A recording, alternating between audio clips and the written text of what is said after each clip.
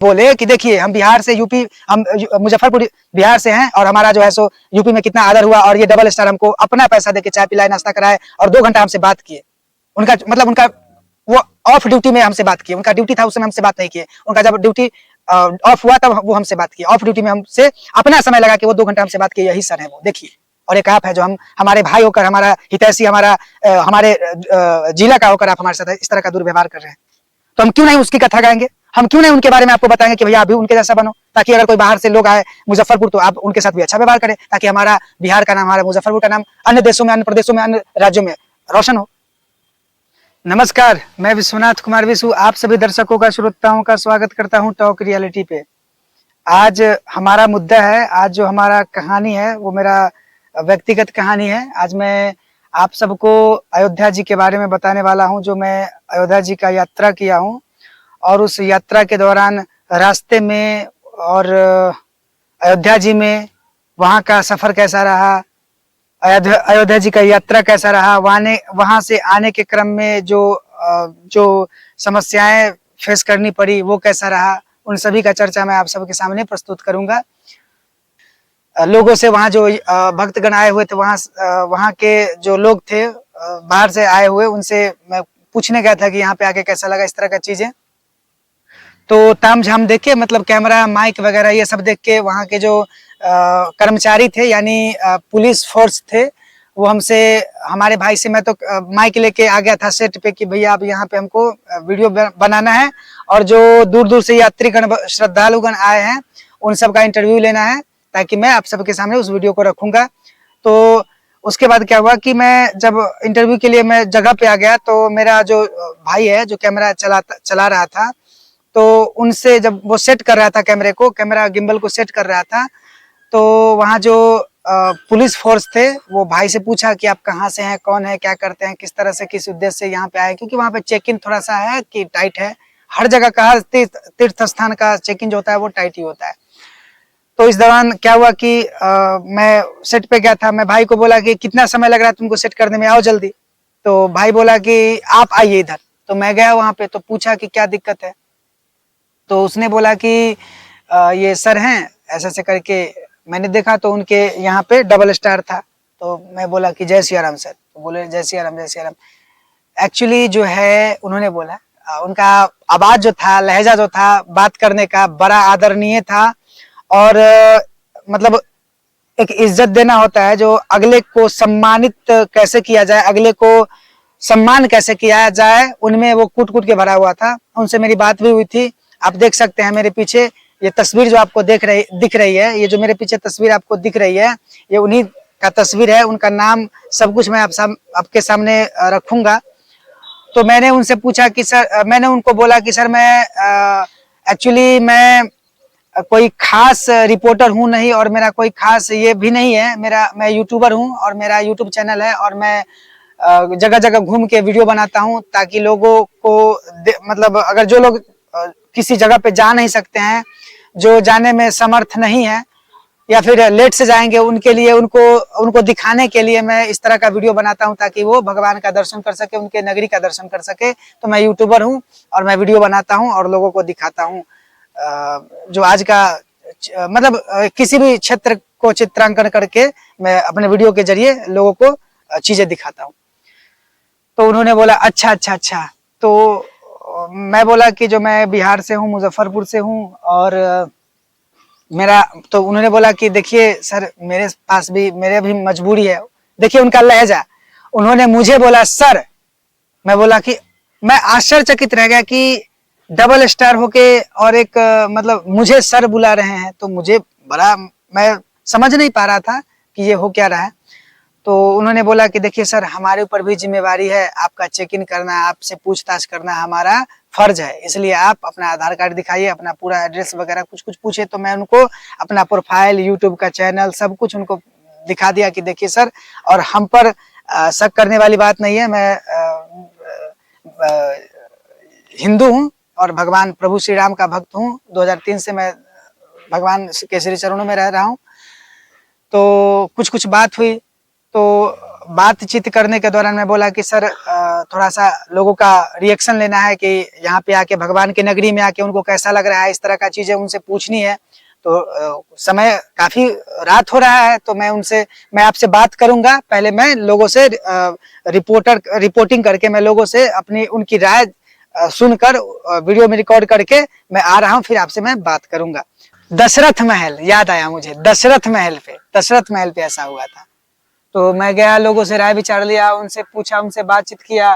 तो बातचीत करने के बाद मैं करीब अंदर में 1 घंटे के आसपास रहा, लोगों से उनकी राय विचार लिया कि वहां पे आके कैसा लग रहा है, भगवान की नगरी में आके आपको कैसा लग रहा है, यहाँ पर आके किस तरह की अनुभूति हो रही है। इस तरह की चीजें मैंने वहाँ के जो श्रद्धालु, वहाँ पे जो आए हुए थे श्रद्धालु बाहर से, उनसे मैंने पूछा। जगह जगह से, महाराष्ट्र से, कोई केरल से, कोई आंध्र प्रदेश से, कोई वहाँ के यूपी से ही थे। तो इस तरह से मैंने बातचीत किया। उसके बाद मैं जब बाहर आया तो मैंने उन्हीं सर को ढूंढा कि उनका भी इंटरव्यू ले, तो वो थे नहीं। तो हम लोग काफी थक चुके थे, दिन भर का घूमे हुए भी थे, तो थक चुके थे। तो कैमरा वगैरह अपना समेट के बैग में रख रहे थे। तो रख के जब मैं बाइक पे गया, मैं अपने बाइक पे, यानी मेरे भाई के बाइक पे, जब मैं बाइक पे गया तो बाइक पे देखा क्या कि सर का कैप बाइक के जो मीटर होता है ना, मीटर पे रखा हुआ है। मैं बोला कि सर का ये है। तो मैं करीब वहां पे 10 मिनट रुका, सर का इंतजार किया कि सर भूल गए होंगे। लेकिन देखिए सर की भावना, जो मतलब जो पुलिस फोर्स थे, उनके जो हेड थे, डबल स्टार वो थे, उनकी भावना देखिए। वो अपना कैप जो है सो वहां पे रख दिए थे बाइक पे कि अगर रिपोर्टर साहब, यानी मैं अगर आता हूँ रिपोर्टिंग करके फिर से वापस वहां पे, तो मैं उनसे डिटेल में बात कर सकूं और उनको 10 मिनट 20 मिनट जो भी समय हो उनसे मैं उनको दे सकूं और उनसे अपना जो बातें हैं, जो अपनी फीलिंग्स हैं, वो शेयर कर सके। तो जब तो मैं इधर उधर ढूंढ रहा था, तो वो पीछे से आए, बोले कि ओ हो मेरा कैप छूट गया। देखिए उनका ये था कि कैप यहाँ पे रख दूंगा तो रिपोर्टर साहब आएंगे तो कैप के लिए रुकेंगे यहाँ पे, कैप के लिए यहाँ पे रुकेंगे और मुझे ढूंढेंगे, और जब तक मैं आऊंगा नहीं तब तक ये लोग जाएंगे नहीं। तो आए, तो उनसे बात हुई, मेरी बात हुई उनसे करीब 1 घंटा।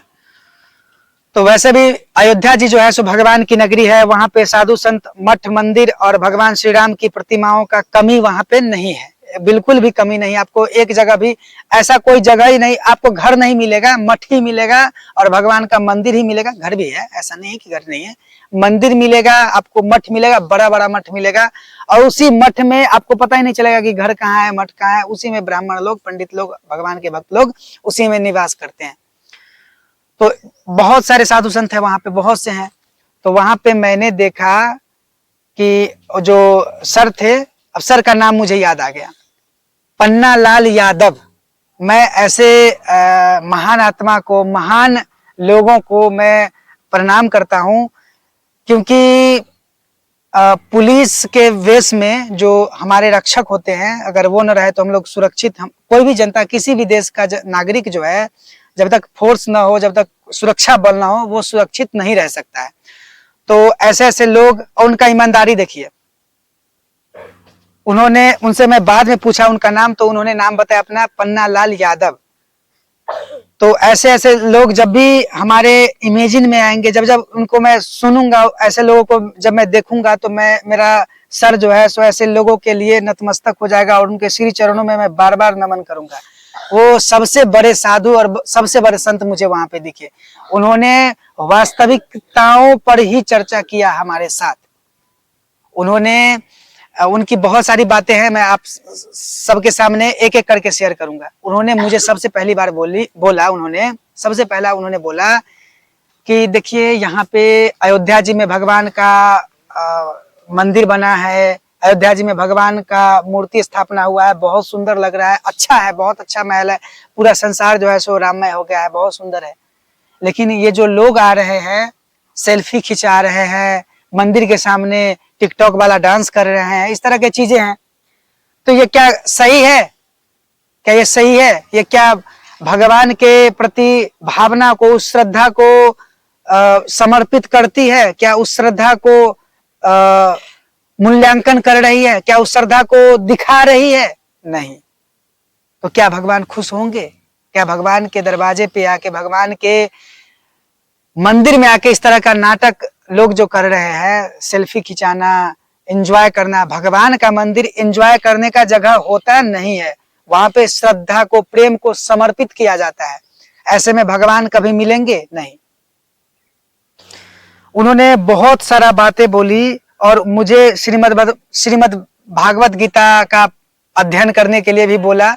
मैं ज्यादा तो अध्ययन नहीं किया हूँ, कुछ ही किया हूँ, और इसका अध्ययन हर किसी को करना चाहिए। श्रीमद् भगवत गीता जो भगवान श्री कृष्ण ने अर्जुन को युद्ध भूमि क्षेत्र में जो उपदेश दिए हैं, वो श्रीमद् भगवत गीता, मतलब श्रीमद् भगवत गीता भगवान के उपदेश को ही कहा जाता है। तो वो हर किसी को एक बार अपने जीवन में पढ़ना ही चाहिए। एक बार हो, 10 बार हो, 20 बार हो, आप अपने स्वेच्छानुसार उसको पढ़िए और वो जीवन का अच्छा निर्देशन करती है। तो उन्होंने भगवत गीता को पढ़ने के लिए भी मुझे प्रोत्साहित किया और उन्होंने बताया कि अगर आप भगवान के सच्चे भक्त हैं तो आपको भगवान को देखने के बाद क्या आपके आंख में आंसू आता है? अगर नहीं आता है, आपको भगवान को पाना है, तो उन्होंने बोला कि भगवान बेलपत्र से, पानी से, जल से, दूध से, अभिषेक से, प्रसाद से, चीनी से, आपके मिश्री, मधु, घी इत्यादि से प्रसन्न नहीं होते हैं। आप भगवान के लिए कितना रोते हैं। सबसे बड़ी बात उन्होंने बताई कि आप भगवान के लिए कितना रोते हैं। क्या आपको भगवान की जब याद आती है, भगवान की जब प्रतिमाओं की याद आती है, जब भगवान के कलाओं की याद आती है, जब भगवान का मुखारविंद आपके सामने प्रस्तुत होता है, तो आपके मन में कैसा विचार आता है? आपको ऐसा लगता है कि काश भगवान हमारे पास होते तो हम उनके श्री चरणों को पकड़ के जी भर रोते। आप भगवान के लिए कितना रोते हैं? आप भगवान के लिए कितना समर्पित हैं? आप अन्य काम को कितना करते हैं और भगवान को याद कितना करते हैं? उन्होंने जो भी बात बोला, हालांकि मैं उतना ज्ञानी नहीं हूं, मैं ज्ञानी हूं ही नहीं, मैं महामूर्ख हूं, पर मेरी जो विवेक क्षमता है, मेरी जो बुद्धिमत्ता है, मेरा जो ज्ञान है, उसके अनुसार मैं इतना ही कह सकता हूं कि उन्होंने जो भी बात बोला सीधा हृदय में लगा और मुझे ऐसा लगा कि साक्षात भगवान श्री राम ही इस पुलिस के भेष में आ गए हैं और मुझे जीवन का सदमार्ग दर्शन करा रहे हैं। मैं ऐसे पन्नालाल यादव सर को श्री चरणों में उनके बहुत नमन करता हूं और नमस्कार करता हूं। ऐसे लोग अगर हमारे समाज में, हमारे देश दुनिया में, हमारे राष्ट्र में, हमारे राज्य में, हमारे प्रदेश में रहेंगे, हमारे जिला में रहेंगे, तो हमारे समाज का, हमारे देश का, हमारे राज्य का, हमारे भारत का नाम ऊंचा होगा और पूरा विश्व जो है, हमारा विश्व गुरु था भारत, फिर से विश्व गुरु बनेगा। तो ये रहा पन्नालाल सर के बारे में जो मैंने बताई बात, वास्तविक बात, सच्चाई जो मैंने फेस किया वो। उसके बाद क्या हुआ, उन्होंने जो मैंने आपको बताया कि उन्होंने सबसे बड़ी बात मुझे बताई और ये बात हर किसी को जीवन भर याद रख लेना चाहिए। उन्होंने बताया कि भगवान को प्रसन्न रखने के लिए केवल प्रसाद चढ़ाना, केवल मिश्री चढ़ाना, केवल बेलपत्र और जल चढ़ाना काफी नहीं होता है। भगवान को प्रसन्न करने के लिए, भगवान को खुश रखने के लिए आप उनके प्रति कितना समर्पित है, ये भावना अत्यंत जरूरी है। ये भावना जो है, भगवान के प्रति आप कितना समर्पित हैं, भगवान के लिए आप कितना रोते हैं। आपको भगवान के अलावा कुछ याद ही नहीं होना चाहिए, लेकिन आप क्या करते हैं? अपने काम में व्यस्त रहते हैं, अपने आलस्य में व्यस्त रहते हैं। आप अपने काम, क्रोध, मोह, लोभ, मद, मत्सर, प्रपंच, इन पापाचार में व्यस्त रहते हैं, तो भगवान के लिए समय कहाँ मिलेगा आपको? फिर भगवान के लिए आपके पास समय बचेगा कहाँ? और इनमें से कुछ समय आपके लिए, आपको बचता है तो आप भगवान को याद करते हैं, तो आप भगवान के क्या हुए? मैं बाबा खगेश्वरनाथ महादेव मतलूपुर मुजफ्फरपुर से बिलोंग करता हूं। मैं वहीं का स्थायी निवासी हूं, उसी के आसपास पड़ोसी गांव का बाबा खगेश्वरनाथ महादेव। आप बाबा खगेश्वरनाथ महादेव का कथा जो है आपको श्री रामायण जी, श्री रामचरितमानस में मिलेगा। जो पक्षी राज को घमंड हो गया था, तो महादेव ने महादेव से वार्तालाप करने के बाद उनका घमंड जो है सो दूर हुआ था। तो वही बाबा खगेश्वरनाथ महादेव, खगजोड़ीश्वर बाबा खगेश्वरनाथ महादेव, मैं उनकी सेवा में समर्पित था। उनके मंदिर को साफ पोछा ये सब कर रहा था, धो रहा था। मैं प्रतिदिन करता था 2 साल पहले, कोरोना के बाद की बात बता रहा हूँ। तो उस समय क्या था कि एक भक्त बराबर आते थे, उनसे मेरी जान पहचान, कभी बातचीत शायद हुई होगी या नहीं, I don't know about this. तो एक भक्त जो प्रतिदिन मेरे साथ भी आते थे, उनसे मेरी बातचीत नहीं होती थी। वो अपना सफाई में, अपना पूजा पाठ में, मैं अपना पूजा पाठ, अपना काम में व्यस्त रहता था। तो एक बार क्या हुआ कि वो भी एक चुनाव में खड़ा हुए और एक उनके अगेंस्ट में एक और दल, मतलब एक और दल खड़ा, मतलब एक और लोग खड़ा हुए। तो जो प्रतिदिन आते थे पूजा करने, तो वो आते थे, भगवान का पूजा पाठ, नाम जाप, वहां पे झाड़ू पोछा सब कुछ करते थे। प्रतिदिन उनका आना था और आरती में भी वो सम्मिलित होते थे और पीछे एकदम कोना में नुक के, मतलब छुप के वो आरती भी करते थे और भगवान के श्री चरणों में समर्पित रहते थे हमेशा। मैं नाम नहीं लूंगा, हमारे वो भी हितैषी आदमी है और सब हितैषी ही हैं। और एक दूसरे दल के आए, उन्होंने क्या किया, एक वहां के जो स्थानीय पंडित जी हैं उनसे बुलवाया कि हे बाबा, मतलब उनसे बुलवाया कि हे बाबा, अगर मैं जीत गया तो मैं आपके लिए ये करूंगा। मैं वहां पे भगवान के मंदिर को साफ सफाई कर रहा था और शाम के समय श्रृंगार लगाता हूँ, श्रृंगार लगाने के बाद लगाता था और उसके बाद आरती में सम्मिलित होकर भगवान के श्री आरती में वहां पे अपना जो समय होता था वो देता था। तो क्या हुआ कि वो जो थे, जो कभी नहीं आए थे, वो बोले कि अगर मैं जीत गया तो आपके दरबार में ये करवा दूंगा। वो हार गए, वो जीते नहीं। उसके बाद शायद हमको लगता है कि वो भगवान से मिलने भी नहीं गए होंगे और दोष किसको ठहराएंगे? भगवान को ही, कि महादेव आपने ही नहीं हमको जीतने दिया। अरे भाई, ये क्या है? भगवान से मतलब व्यापार?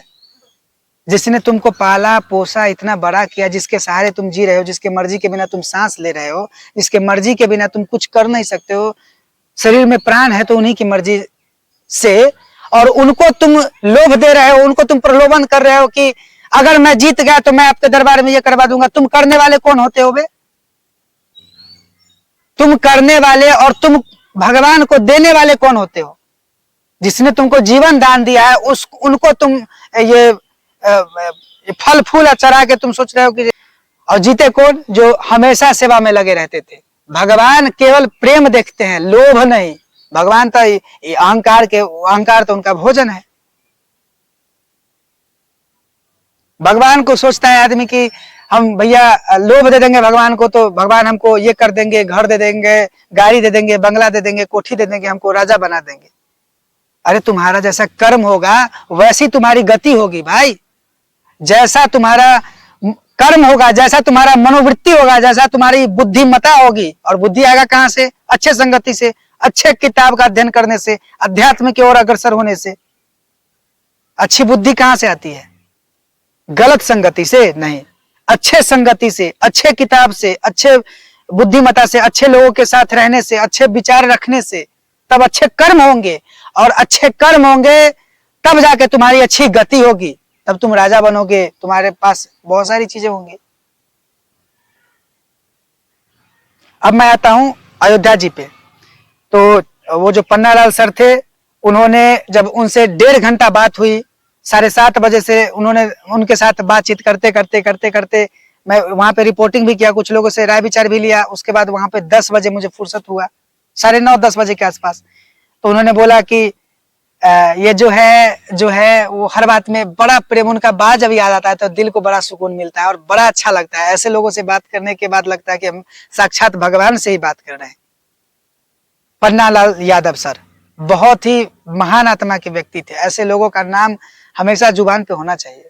साक्षात भगवान श्री राम जैसे, उनको हमको लगा कि साक्षात भगवान श्री राम अपने दूत को या फिर स्वयं आ गए हैं पन्नालाल यादव सर के रूप में। इतना सुंदर विचार। तो करीब उनका जब हार्दिक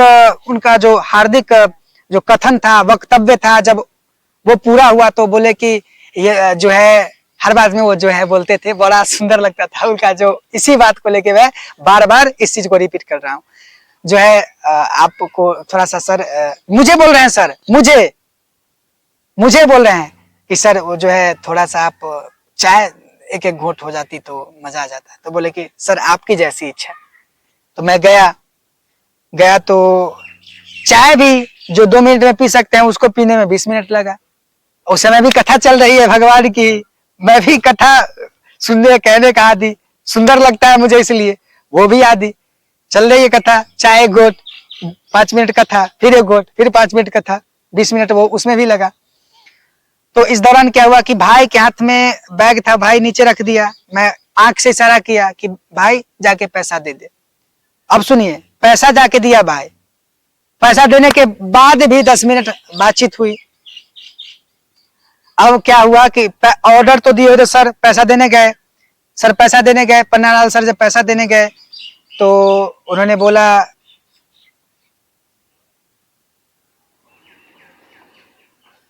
कौन पैसा दिया है। उस समय दिखा मुझे उनका वास्तविक दबंग वाला रूप, कौन पैसा दिया है।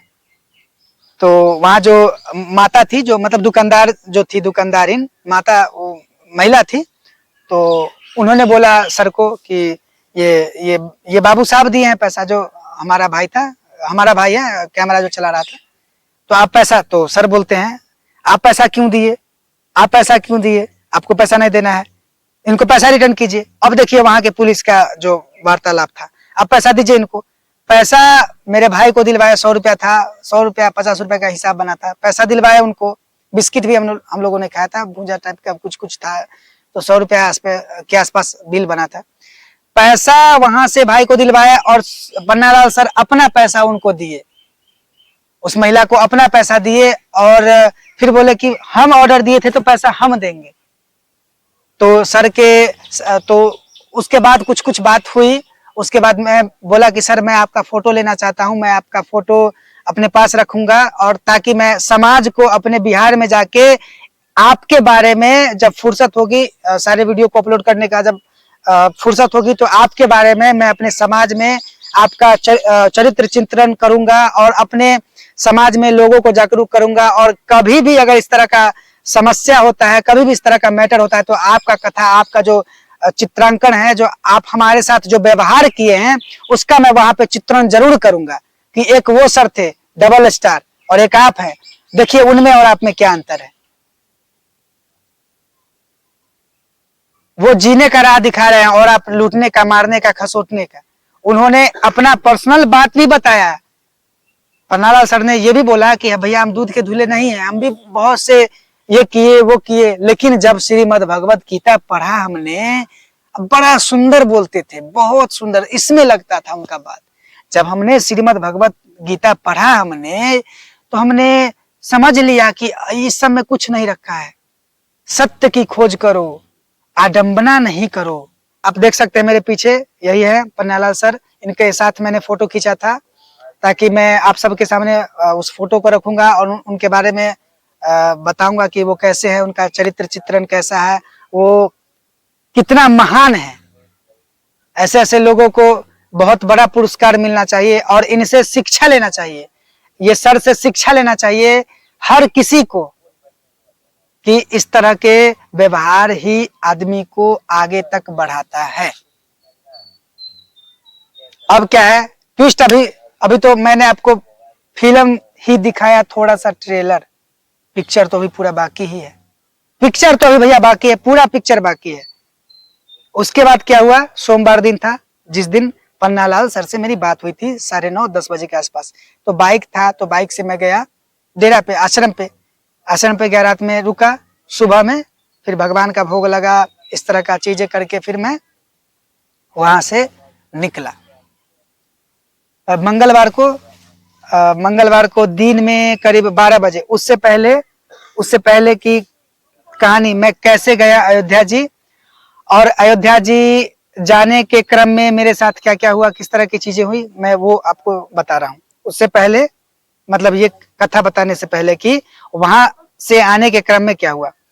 तो मैं यहाँ से गया था बाय ट्रेन, तो ट्रेन का मैंने आपको वीडियो भी आपके सामने रखा था, जैसा जो एक महिला का जो मैंने वीडियो बनाया था, गाना गा रही थी इस तरह का। तो मैं मनकापुर में उतरा, वहां से भाई आया बाइक से, जो मेरा छोटा भाई है, उससे छोटा भाई रविशंकर जो है, तो वो बाइक से बाइक आया हरियाणा दिल्ली होते हुए कुंभ में बाइक से 700-800 किलोमीटर के आसपास, मुझे बोला था कि 700-800 किलोमीटर पड़ गया था। तो एक दिन में ही, एक बार में ही, मतलब बीच में 2-3 बार रुका था। तो बाई रोड आया, आपको बता दे ये कुंभ में, वहां पे 2-3 दिन रुका। वहां से गया काशी विश्वनाथ बाबा का दर्शन किया। वहां पे दर्शन करने के बाद एक हमारे भाई साहब, एक जो हमारे गुरु भाई है, वो मिल गए। तो वहां से काशी विश्वनाथ गए। काशी विश्वनाथ से ये काशी विश्वनाथ से शायद 200 किलोमीटर के आसपास का सफर तय करने के बाद बाबा ये अयोध्या जी में प्रवेश किया। तो वहां पे जाने के बाद 2-3 दिन बाद मुझे फोन किया कि भाई भैया आप अगर आना चाहें तो आइए, यहाँ पे बहुत से श्रद्धालु भक्तगण आए हुए हैं, आप यहाँ पे आके रिपोर्टिंग कर लीजिए, जो कुछ वीडियो भी बन जाएगी। जब यूपी से क्रॉस करके जब मैं बिहार में आया, तो बिहार के एक ढाबा में रुका। तो ढाबा का पूरा चित्रांकन किया, मैं पूरा देखा सुना कि कैसा यहाँ पे, यहाँ का माहौल कैसा है, यहाँ पे जो भोजन पकाई जाती है वो किस तरह का है, यहाँ पे सिचुएशन कैसा है। तो मैं उनसे डायरेक्ट जाके पूछा कि भैया ऐसे ऐसे मांसाहार का व्यवस्था ऐसा ऐसा। तो नहीं, जब मांसाहार का नाम सुना तो वहाँ का जो संचालक था, उस थी क्या कहते हैं, ढाबा का जो संचालक था, हम उस पर गुस्सा हो गया कि ये सब यहाँ पे मत बोलिए, यहाँ पे शुद्ध शाकाहारी भोजन। तो मैं बोला कि ठीक है, 2 प्लेट फिर बना दीजिए। फिर मैं फ्रेश हुआ, भाई भी फ्रेश हुआ, फिर आए हम लोग खाए। फिर वहां से 5 बजे निकले। तो थोड़ा सा वहां पे जो ढाबा का जो संचालक था, उसका थोड़ा सा दुर्व्यवहार मुझे दिखा। ऐसा नहीं होना चाहिए था किसी भी यात्री के साथ, क्योंकि मैं तो उसका ग्राहक हूँ और ग्राहक लक्ष्मी के समान होता है। तो जैसा भी था, मैं बिहार में जैसे प्रवेश किया तो वहां पे ऐसा मुझे लगा। मैं बिहारी हूँ और बिहार के लिए हमारा सदा सर नीचा रहेगा और बिहार के सम्मान में सदा सर झुका रहेगा। और हम हमेशा चाहेंगे कि हमारा बिहार उत्थान करे। हम यहाँ के मिट्टी में पले बढ़े हैं और यहाँ का विकास ही चाहेंगे, यहाँ का मान प्रतिष्ठा सम्मान एकदम बना रहे। हमारा यही भगवान से कामना रहेगा हमेशा के लिए। तो वहां से फिर आने के बाद रात्रि 11 बजे, एकदम बिल्कुल नेट 11 रात्रि को 11 बज रहा था। ये जो NH57 NH28 से जो मिलती है, ठीक उसी जगह पे, उसी चौक पे, उसी चौबटिया पे मैं रुका, मेरा भाई रुका, हम दोनों रुके। चाय का ऑर्डर किए, कुल्हड़ में चाय मुझे मिला, कुल्हड़ वाले चाय था, 15 या 10 का लिया था। बिस्किट था, 2-2 बिस्किट और एक चाय पिए। और उस दौरान क्या हुआ कि मेरा पूरा भगवा भेष था, भगवान श्री राम का जो मतलब पंडित जैसा, ब्राह्मण जैसा भेष था मेरा पूरा, एकदम त्रिपुंड तिलक वगैरह, ऐसा धोती कुर्ता। तो इस दौरान क्या हुआ कि आदमी जब कहीं बैठता है तो बातचीत ऐसे ही छिड़ जाती है। आदमी जब कहीं पे बैठता है विश्राम के लिए या फिर किसी भी तरह का, आप अगर चौक पे जाए तो बिना बात का भी कोई ना कोई बात छिड़ ही जाता है। तो इसी दौरान क्या हुआ कि हमसे वहां के दुकानदार और जो वहां पे जो स्थायी लोग थे, जो मतलब ग्राहक बनकर उस दुकान पे खड़े थे, बैठे हुए थे, उनसे बात हुई। तो कुछ बात हुआ, कुछ बातें शेयर हुई, कुछ बातें आदान प्रदान हुई। तो इस दौरान हमने अयोध्या जी में हमने जो चीजें फेस की थी, वहां पे मैंने 1-2 उसमें से कुछ बातें रखी। और पन्नालाल सर का नया कहानी था, तो उनका बात मैंने वहां पे छेड़ा तो बहुत अच्छा रहा।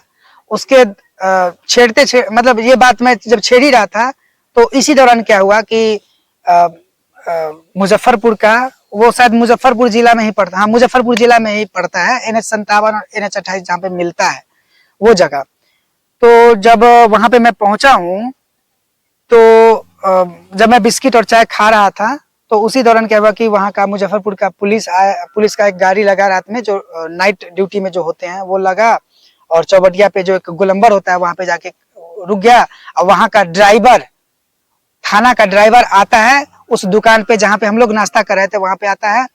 तो उसी ड्राइवर से वहां का जो दुकानदार था जिसके हम नाश्ता कर रहे थे, यानी चाय बिस्किट खा रहे थे, वो दुकानदार उसके सामने हमारा बात छेड़ दिया कि ये लोग यूपी से आए हैं और बाइक से आए हैं, बाई रोड आए हैं, मोटरसाइकिल चला के आए हैं। और वहाँ का व्यवस्था बता रहे हैं कि बहुत सुंदर है, बहुत अच्छा है, वहाँ पे बहुत अच्छा है। और सबसे बड़ी बात उन्होंने मेरे बारे में पुलिस के मतलब जो थाना का ड्राइवर है उसको बता रहे हैं कि वहाँ के बारे में ये बोल रहे हैं कि वहाँ का व्यवस्था बहुत अच्छा है, और सबसे बड़ी बात है कि वहाँ का पुलिस व्यवस्था बहुत अच्छा है। और ये देखिए कि दुकानदार क्या बोला, उसमें 3 गो में 4 गो लगा के बोलता है कि जो वहाँ का व्यवस्था बड़ा अच्छा है, वहाँ का पुलिस बहुत ईमानदार है, बहुत अच्छा है। और बिहार का पुलिस देखिए, मैं ऐसा बोला नहीं था, हमारा बिहार हमारे हृदय में बसता है, हम यहाँ पे पले बढ़े हैं, इस मिट्टी को हम खाते हैं, इस मिट्टी को फांकते हैं, इस धूल को, यहाँ के मिट्टी को। हम इसके बारे में अब शब्द बोल नहीं सकते हैं। जो वास्तविकता है वो तो सबके सामने ही है। तो मैं उस दुकानदार से बस इतना ही बोला था कि वहाँ का व्यवस्था बहुत अच्छा है, और वहाँ का जो पुलिस व्यवस्था है वो सबसे सुंदर है। और जो वहाँ का जो थाना का व्यवस्था है, वहाँ पे डबल स्टार, एक आम लोगों को भी इतना सम्मानजनक व्यवहार प्रस्तुत करते हैं कि हर किसी श्रद्धालु का दिल बाग बाग हो जाए। तो मैंने इतना ही बात उनको बोला था, ये दुकानदार साहब को। तो उन्होंने थाने के जो ड्राइवर था उसको बोलते हैं कि ऐसे वाली बात की, जो यूपी का पुलिस बहुत अच्छा है, बिहार का पुलिस। अब इतना बात सुनते ही उस वहां का जो थाना का जो ड्राइवर था, जो मतलब थोड़ा सा लंबा था, तो हमसे पूछता है कि कौन है आप लोग। देखिए उसका बात करने का लहजा देखिए, और किसका, थाना का ड्राइवर, थाने का ड्राइवर, उसका लहजा देखिए, कौन है आप लोग। जनाब लोग बड़का कांडी हैं, एकदम जैसे दुरात्मा है। कौन है आप लोग, कहां से आए हैं, कहां जाना है। अरे भाई तुम कौन होता है पूछने वाले, हम नाश्ता कर रहे हैं बस। चलो ठीक है, पूछ लिया, चलो ठीक। हमने बताया कि हम मुजफ्फरपुर निवासी हैं, बिहार से हैं भैया। तो आपको क्या यूपी के बारे में कितना जानते हैं। तो हम समझ गए भैया कि यूपी का अभी किसका सरकार है। मैं उसको राजनीति से, कहीं ना कहीं आदमी को राजनीति करता ही है। जो बोल रहा है कि हम किसी दल के नहीं है, वो समझिए वो दलदली आदमी है। जो अगर बोल रहा है कि हम किसी दल के नहीं है, वो दलदली आदमी है, वो मतलब समझिए कि खत्म आदमी है। तो मैं इसको राजनीति अपने माइंड में मैं सेटअप कर लिया कि वो किसी राजनेता के को जोड़ के मुझसे ये बात करेगा। तो मुझसे पूछा एकदम ताव में कि आप कितना जानते हैं यूपी के बारे में।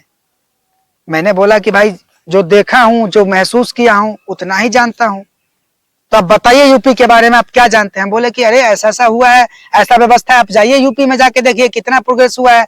पूरा यूपी मुंबई और दिल्ली को पीछे छोड़ दिया, पूरा भारत में सबसे नंबर 1 यूपी बनने वाला है, और बन ही चुका है। आप जाके देखिए वहां का व्यवहार, कल्चर, वहां का जो संस्कृति है वो जाके आप देखिए।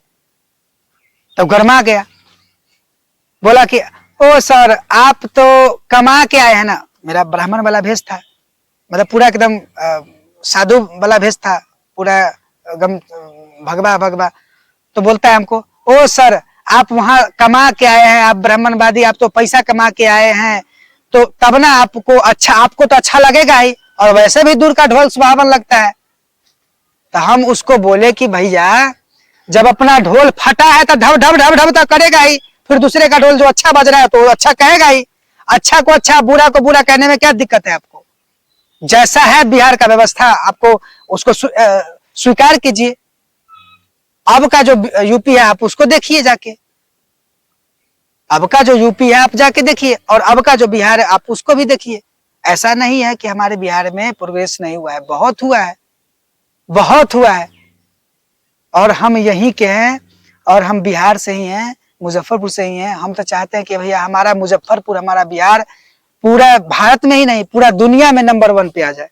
हमारा ये कामना है, आप सबको साक्षी मान के हम ये बता रहे हैं कि हमारा मुजफ्फरपुर, हमारा बिहार पूरा भारत में ही नहीं पूरा दुनिया में नंबर 1 पे आ जाए। हर चीज के मामले में, अच्छाई चीज के मामले में, अच्छे कंपनी, अच्छे संस्कृति, अच्छे लोकाचार, अच्छा लोकतंत्र, अच्छे चीजों को लेकर हमारा मुजफ्फरपुर बिहार पूरा दुनिया में सबसे नंबर 1 पे आ जाए। अब बताइए, हमारी ये कामना है, हमारा ये व्यक्तिगत विचार है, हमारा ये व्यक्तिगत सलाह भी है, हमारा ये व्यक्तिगत मेरी भावना है।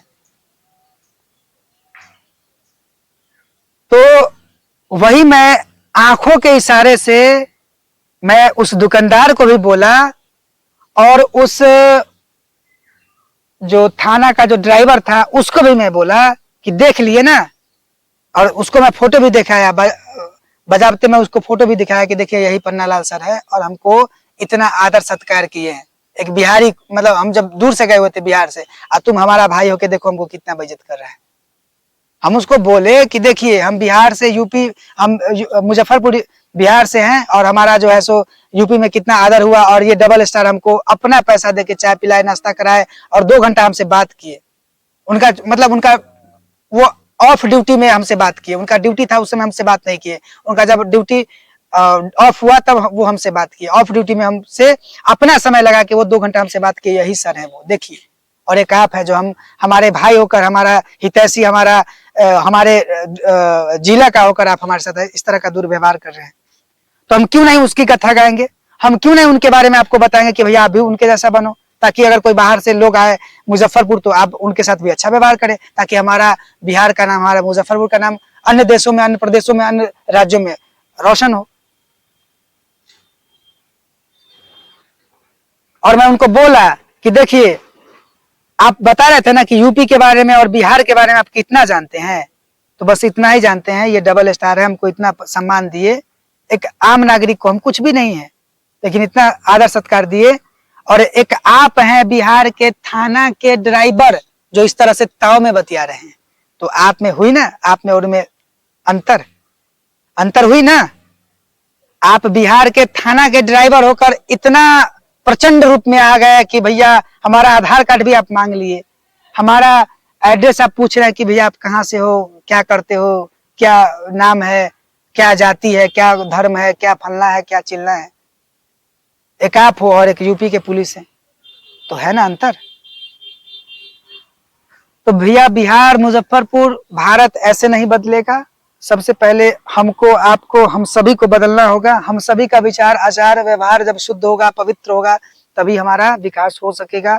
अन्यथा हम विकास की कल्पना भी करना हमारे लिए मूर्खतापूर्ण ही कार्य सिद्ध होगी। इसलिए बिहार को विकसित करने के लिए, बिहार का नाम रोशन करने के लिए, बिहार को ऊंचाई तक पहुंचाने के लिए हम सबको बदलना होगा। हम सबको अपने आचार विचार को शुद्ध करना होगा। इसी के साथ मैं विश्वनाथ कुमार विशु आप सभी दर्शकों का एक बार फिर से स्वागत करता हूं और आप सबसे विदा लेता हूं। जय सिया राम।